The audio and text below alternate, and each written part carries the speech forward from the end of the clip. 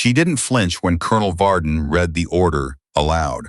That was the part people always got wrong when they told the story later. They assumed she must have gone pale, or looked down, or done something that suggested the words had landed with the weight they carried. But Mara Voss stood at the end of the briefing table in the low fluorescent light of FOB Whitmore's operations room, and her face did exactly what it always did when she was processing information she considered tactically significant. It went still, not cold, still.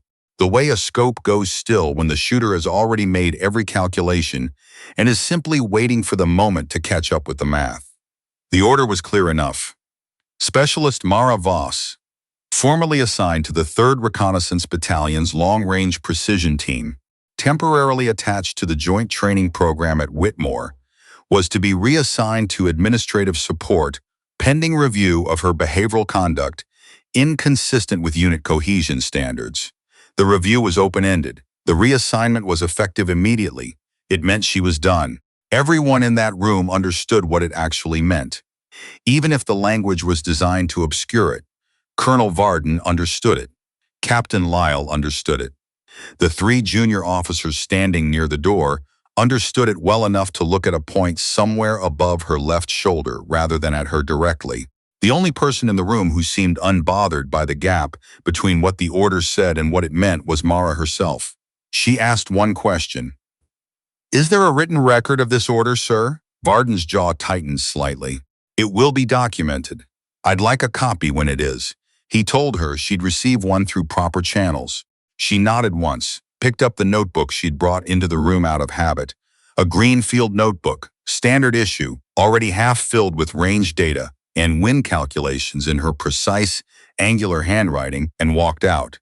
What Varden didn't know, and wouldn't know for another 11 days, was that she'd been recording the meeting on her phone since the moment he began speaking. The thing about Mara Voss that nobody at Whitmore had fully reckoned with was that she had spent the last 6 years becoming very good at being underestimated. It wasn't a strategy she'd designed consciously. It had started as a consequence of being the only woman in rooms that weren't built for her, and it had evolved into something closer to a professional philosophy. She was quiet in briefings. She asked questions that sounded simpler than they were. She did not correct senior personnel when they misquoted ballistic data in front of audiences who wouldn't catch the error. She kept a separate notebook where she wrote down the correct figures, dated and initialed, alongside the incorrect versions she'd heard spoken aloud. She had 7 of those notebooks now. Her spotter from the 3rd Bat, a staff sergeant named Okafor, who had worked with her for 3 years. In conditions that made Whitmore's training exercises look like a camping trip, once told her that she was the most methodical person he'd ever met, and he'd meant it as a straightforward compliment. She'd taken it as one.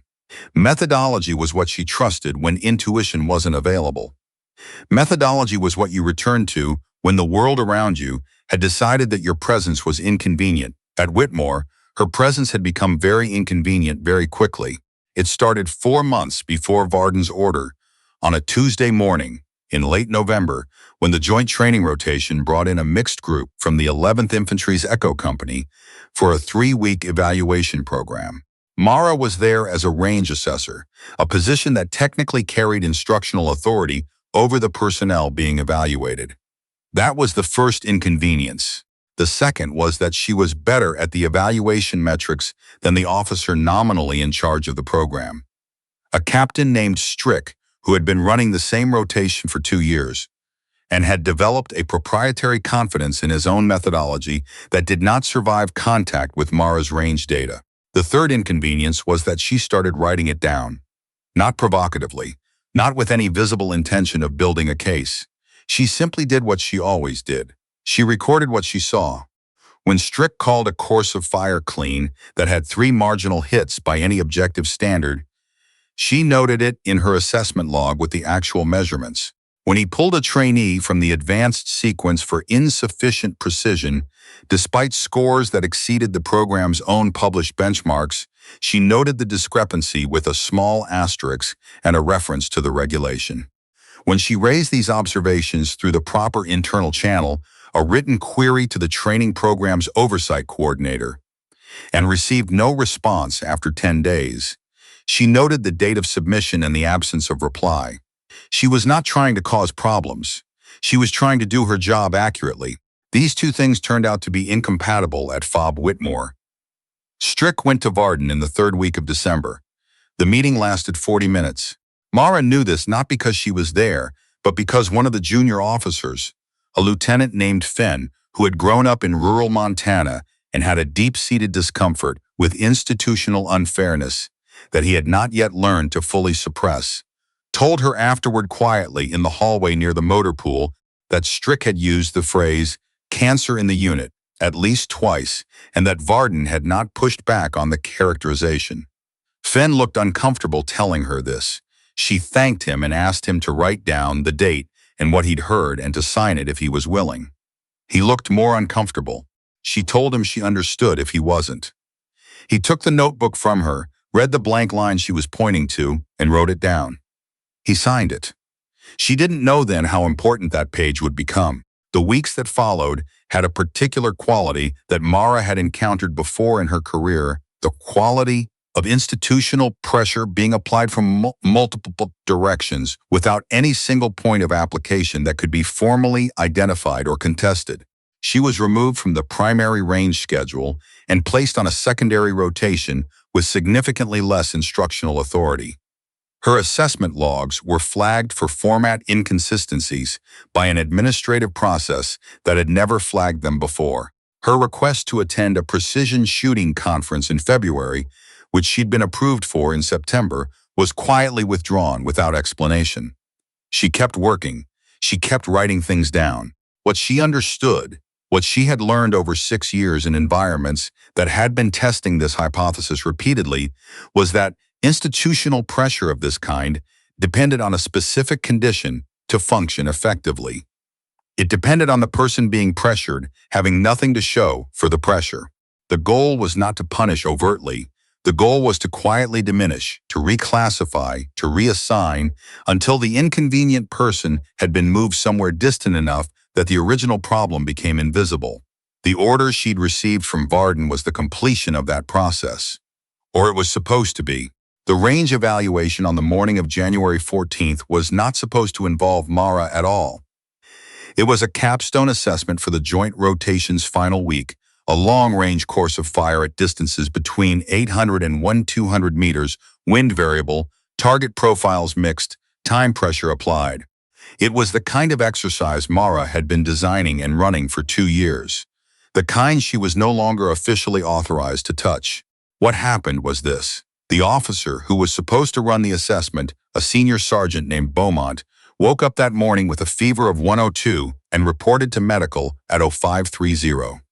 His backup, a specialist named Croft, had been on a convoy overnight and hadn't slept. The rotation had 17 personnel waiting at the range by 0700, and Captain Strick, who was supposed to be on site as program lead, was in a vehicle somewhere between the main post and FOB Whitmore, dealing with a brake issue that had developed on the highway. Lieutenant Fenn was the ranking person present when 0700 came and went, and nobody with assessment authority appeared. He called Mara at 0704. She arrived at 0718 with her field notebook, her assessment kit, and the calm, unhurried attention she brought to every range environment she'd ever worked in. She looked at the 17 personnel, looked at the course layout, looked at the wind data on the portable gauge near the firing line, and began. She didn't ask for authorization. Nobody present had the authority to authorize her, and the alternative was canceling a capstone assessment for 17 personnel at the end of a 3-week rotation, which would require rescheduling, which would cost the program 2 additional days at minimum, which would cascade into the next rotation's timeline. These were the facts of the situation. Mara processed them in approximately the same time it took her to clip her badge to her front pocket and walk to the firing line. She ran the assessment for 4 hours and 11 minutes. What the 17 personnel experienced in those 4 hours was something most of them would describe later, in various ways, as the best range instruction they'd received in the program. Not because Mara was theatrical about it, she wasn't.